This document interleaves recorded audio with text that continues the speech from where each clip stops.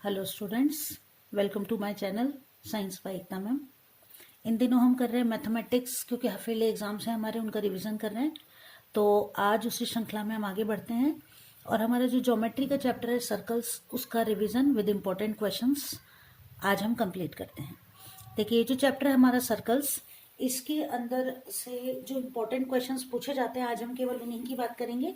तो हमें याद जो रखना है वो मेन चीजें जो याद रखनी है, टेंजेंट हमें पता ही है टेंजेंट क्या होती है।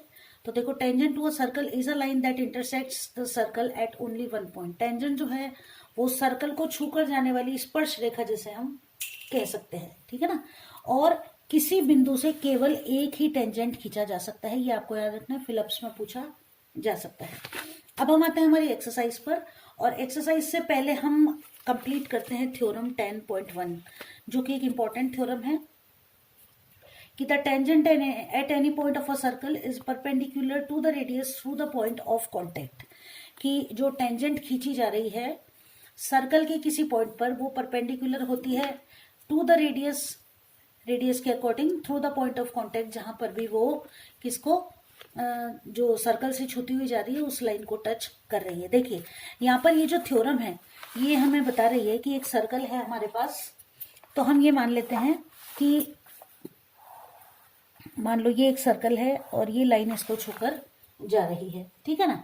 अब मान लो ये लाइन है ए बी, इस सर्कल का सेंटर हम ओ मान लेते हैं, और ये जो लाइन मतलब सेंटर कह रहा है ना क्वेश्चन में कि इसको सर्कल को छूकर जा रही है, तो ये जो लाइन पॉइंट ऑफ कांटेक्ट है इसको हम पी मान लेते हैं, ठीक है। अब सेंटर ओ से ए बी लाइन को टच करते हुए जब हम कोई लाइन खींच रहे हैं, मान लो ये जो हमने लाइन खींची है ये लाइन इस सर्कल को पॉइंट पी के बाद क्यू पर टच कर रही है, और ये जो पॉइंट है इसको हम पी क्यू और आर मान लेते हैं। अब यहां देखो इस डायग्राम के अंदर कि OP is equals to O Q, क्या है दोनों, both are radius of the given circle.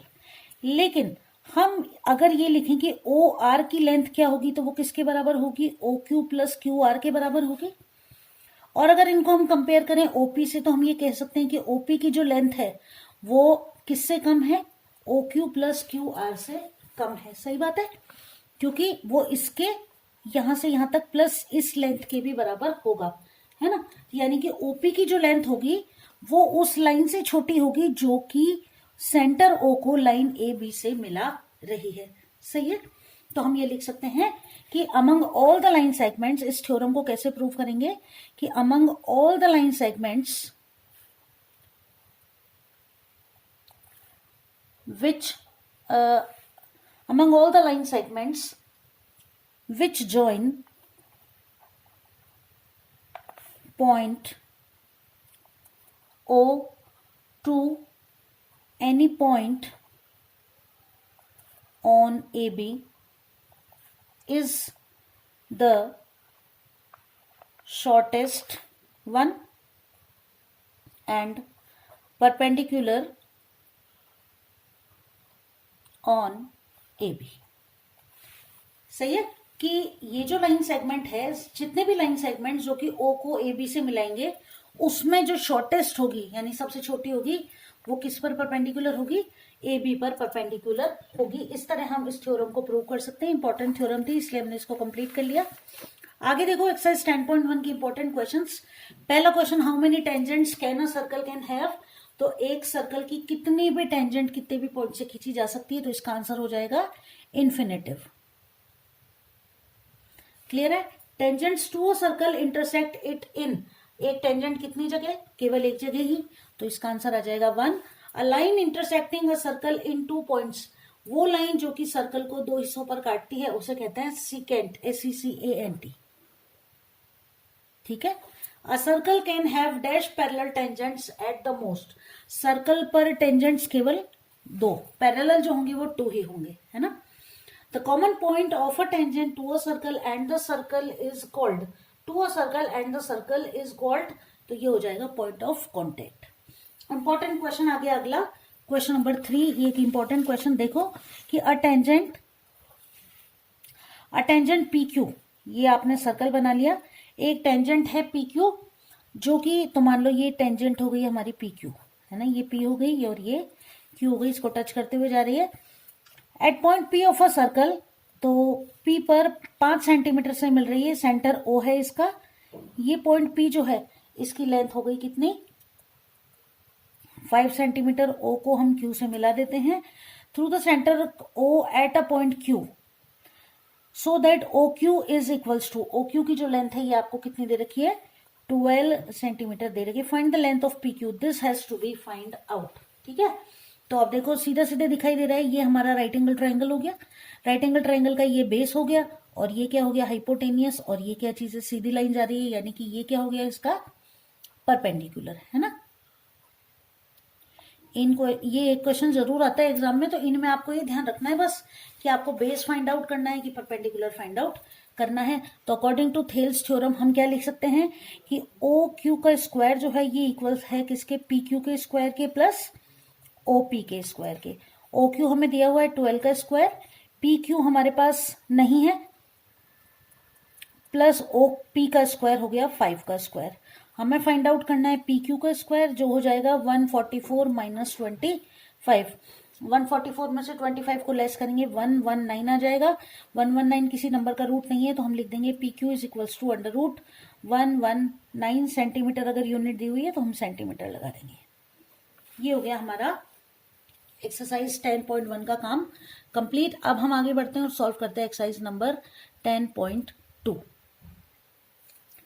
आगे सॉल्व करते हैं अगली थ्योरम जो इंपॉर्टेंट है और मोस्ट इंपॉर्टेंट जिसको हम कह सकते हैं कि the length of the tangents drawn from an external point to a circle are equal. हमें ये प्रूव करना है कि किसी सर्कल पर जब दो टेंजेंट्स बना दी जाएं तो हमें ये प्रूव करना है कि वो दोनों टेंजेंट्स जो होंगी वो कैसी होंगी इक्वल होंगी। इसके लिए हम एक सर्कल मान लेते हैं, बना लेते हैं। सर्कल का सेंटर हम ओ ले लेते हैं, ये दो टेंजेंट्स हम बना देते हैं, बन गई दो टेंजेंट्स। अब क्या करना है, जो सेंटर ओ है उसको सरकमफेरेंस पर मिला देते हैं। ठीक है, अब मान लो कि एक पॉइंट पी हो गया और एक पॉइंट क्यू हो जाता है, ये पॉइंट ए हो जाता है। ठीक है, अब हमें क्या प्रूव करना है कि टू प्रूव हम ये लिखेंगे कि हमें प्रूव क्या करना है कि A P is equals to A Q, ये हमें प्रूव करना है।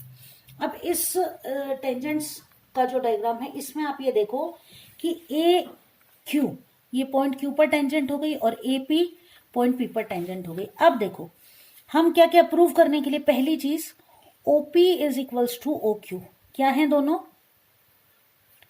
Radius of the circle. Clear है, दोनों क्या है रेडियस है किसकी सर्कल की। इसके बाद देखो second one is A O is equals to A O, दोनों ट्राइंगल्स के अंदर कॉमन हो गई। ए ओ इस ट्राइंगल में भी है और ए ओ इस ट्राइंगल में भी है, तो ये कॉमन लाइन हो जाएगी। इसके बाद हम एंगल लिखेंगे, angle O P A is equals to angle O Q A. सही है, ओ पी ए एंगल जो होगा वो ओ क्यू ए के इक्वल होगा और दोनों कितने डिग्री के हो जाएंगे 90 डिग्री के दोनों हो जाएंगे। तो हम लिख सकते हैं due to R H S congruency, दोनों जो ट्राइंगल होंगे वो क्या हो जाएंगे, triangle O P A is equal to triangle O Q A. ठीक है ना, दोनों क्या हो जाएंगे एक दूसरे के कॉन्ग्रुएंट हो जाएंगे। और हम क्या लिख सकते हैं फिर, हमें टेंजेंट्स इक्वल बतानी है तो A P is equals to A Q C P C T.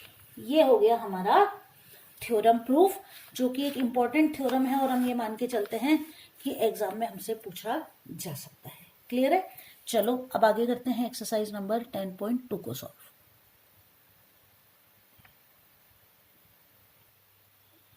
Exercise 10.2 का देखो पहला क्वेश्चन कि पॉइंट क्यू है कोई, ठीक है, और इससे टेंजेंट है 24 सेंटीमीटर की, क्यू से सेंटर की दूरी है 25 centimetre. Find the radius of the circle, यानी कि 25 तो हो गया हमारा हाइपोटेनियस। डायग्राम बना लें इसका, ये मान लो कोई सर्कल है और सर्कल से आप इसका सेंटर मान लो ओ, हाइपोटेनियस ये होगी इसकी रेडियस, ये हमें फाइंड आउट करनी है, ये बन गया। ठीक है, अब देखो ये तो आपको 24 दे रखी है, ये आपको 25 सेंटीमीटर दे रखी है। इनके नाम ये क्यू हो गया और ये पी हो गया। हमें ओ पी फाइंड आउट करना है। O P square is equals to हो जाएगा 25 का स्क्वायर माइनस 24 का स्क्वायर। 625 minus 576 equals to 49। तो ओ पी बराबर हो जाएगा √49, that will be equal to 7 centimetre. अगला क्वेश्चन देखो कि टीपी और टी क्यू ये दो टेंजेंट्स हैं सर्कल के सेंटर ओ पर। पी ओ क्यू 110 डिग्री दिया हुआ है आपको। P T Q is equals to P T Q. अब देखो ये क्वाड्रिलेटरल हो जाएगा, है ना। Quadrilateral P O Q T की अगर हम बात करें तो देखो एंगल कैसे लिख सकते हैं अपन इनको। ये जो चारों एंगल है इनका सम कितना होना चाहिए, 360 डिग्री। ये दोनों एंगल कितने कितने के, पी और क्यू कितने कितने के हो जाएंगे, 90 डिग्री के। ये 110 और एंगल पी टी क्यू हमको फाइंड आउट करना है। तो एंगल पी टी क्यू बराबर कितना हो जाएगा, 360 माइनस 90 और 90 हो गए 180 और 180 में 110 जोड़े तो ये कितने हो गए 290 डिग्री। 360 में से 290 को लेस कर दो, आंसर आ जाएगा आपका 70 डिग्री। अगला क्वेश्चन सॉल्व करते हैं, क्वेश्चन नंबर 3। क्वेश्चन नंबर 3 एकदम इजी सा क्वेश्चन। देखो इसमें भी हमको यही करना है सेम, कि एक सर्कल बना दिया और इससे ये दो टेंजेंट्स ड्रॉ कर दी हैं, सेंटर से इनको मिला दिया है। ये मान लो सेंटर है ओ और ये बना दिया, ठीक है। अब इसमें देखो टेंजेंट्स पी ए और पी बी, ठीक है, दो टेंजेंट्स हैं पी ए पी बी हैं। तो ये हम पॉइंट पी मान लेते हैं, ये ए हो गया और ये बी हो गया। P A P B point P centre O से मिला हुआ है। दोनों ये जो है कितने डिग्री का एंगल बना रहे हैं, 80 डिग्री का। आपको निकालना है पी ओ ए जो है ना, पी ओ ए हमको फाइंड आउट करना है, यानी कि ये वाला जो एंगल है ये कितने डिग्री का होगा हमको ये फाइंड आउट करना है। तो देखो हम ट्राइंगल की बात करते हैं कि ट्राइंगल पी ओ ए के अंदर, पी ओ ए के अंदर ये एंगल कितना है 90 डिग्री, सॉरी 80 डिग्री। तो हम अब ये जो एंगल है ना 80 डिग्री, ये है ए पी बी, हमें निकलना है ए पी ओ, या है ना। तो क्या होगा, ये आधा नहीं हो जाएगा, दो हिस्से हो गए इसके। तो एंगल पी अगर ट्राइंगल पी ओ ए के अंदर देखें तो ये कितना है 80/2 यानी कि 40 डिग्री। तो अब तीनों एंगल, ट्राइंगल के तीनों एंगल्स का सम कितना 180 डिग्री, ये 90 डिग्री है ही, ये हमने 40 डिग्री फाइंड आउट कर ही लिया। एंगल ओ जो है ना, एंगल ए पी ओ ए जो है ये हमको फाइंड आउट करना है, ठीक है। तो एंगल पी ओ ए बराबर कितना हो जाएगा 180 माइनस 130, 90 और 40 130 हो गए और ये आ जाएगा कितना हमारा 50 डिग्री, ठीक है। आगे चलें अगर तो देखो प्रूव करने वाले क्वेश्चंस में आपका question number 4 important, question number 5 भी इंपॉर्टेंट है कि prove that the perpendicular at the point of contact to the tangents of a circle are equal. कोई टेंजेंट बनानी है आपको और तो बस सीधी सी बात है, ये सर्कल बना दिया आपने, ये लाइन खींच दी यहाँ पर, इसका सेंटर ओ है, ये रहा सेंटर और मान लो, ठीक है ना, और इनको आपको इक्वल प्रूव कर देना है। वही जैसे हमने 10.1 करी थी, सेम वही थ्योरम यहाँ पर प्रूव हो जाएगी, ठीक है। इसके बाद अगला क्वेश्चन देखो, the length of the tangent from a point A at distance from the centre of the circle is 4 centimetre, find the radius of the circle. Important question है। सर्कल आप बना लेंगे, एक सर्कल बना लिया आपने और सेंटर ओ से इसकी जो दूरी है ये 5 सेंटीमीटर है और जो दूसरी लाइन हमको दे रखी ये कितनी दे रखी है 4 सेंटीमीटर दे रखी है। क्वेश्चन में कह रहा है find the radius of the circle, तो 5 का स्क्वायर माइनस 4 का स्क्वायर 9, ये हो जाएगा ओ बी का स्क्वायर, ये ए और ये बी मान लो, ठीक है। तो ओ बी बराबर हो जाएगा √9 that will be equal to √9 that will be equal to 3 centimetre, ठीक है। इस तरीके से क्वेश्चन सॉल्व हो जाएगा। अगला क्वेश्चन देखो कि दो कॉन्सेंट्रिक सर्कल, ये इंपॉर्टेंट क्वेश्चन जो आपसे पूछा जा सकता है।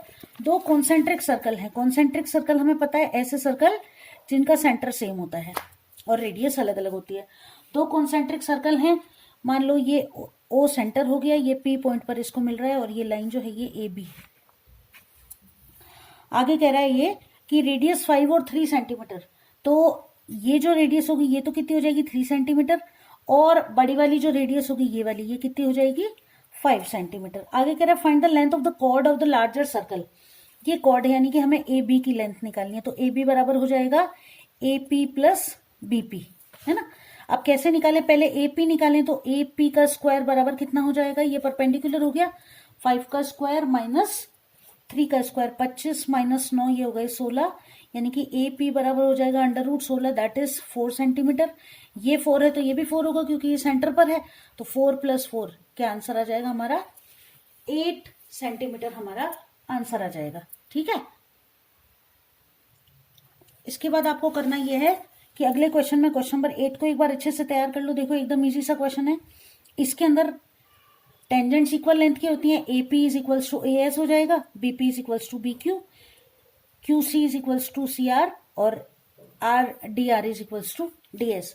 इस तरह करके और आपको इनको क्या कर लेना है, इक्वल प्रूव कर लोगे आप, और हो ये जाएगा कि आमने सामने वाली लाइन जो उनको बराबर कर दो। तो A B is equals to C D हो जाएगा, A B plus C D is equals to हो जाएगा B C plus A D. और इस तरह आप ये प्रूव कर दोगे कि ये जो आमने सामने वाली लाइन से कैसी इक्वल है। तो एक तो क्वेश्चन नंबर 8 अच्छे से कर लेना, एक क्वेश्चन नंबर आपको 10 अच्छे से कर लेना है, और एक 11 अच्छे से कर लेना है। बस इतना ही है इसमें इंपॉर्टेंट क्वेश्चंस। अगली क्लास में मिलेंगे और बाकी इंपॉर्टेंट क्वेश्चंस को सॉल्व करने की कोशिश करेंगे। तब तक के लिए अच्छे से तैयारी करते रहो। Best of luck.